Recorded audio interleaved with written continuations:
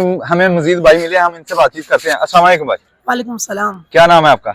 मेरा नाम मोहम्मद मुजाहिद। मोहम्मद मुजाहिद। कहाँ से हैं आप? मैं I-10 टू इस्लामाबाद।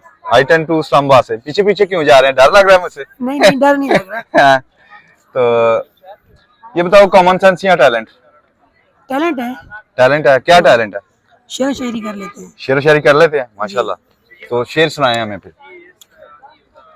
बहते हुए इश्कों की रवानी में मरे हैं, कुछ ख्वाब मेरे एंड जवानी में मरे हैं। वाह वाह, क्या बात है, बहुत कब्रों में नहीं हमको किताबों में उतारो, क्या बात कब्रों में नहीं हमको किताबों में उतारो, जी। हम लोग मोहब्बत की कहानी में मरे हैं। हाय हाय हाय, मोहब्बत की है किसी से? नहीं नहीं नहीं तो फिर इतना दुखी। बस हो जाता है कभी कभी। अच्छा। जी।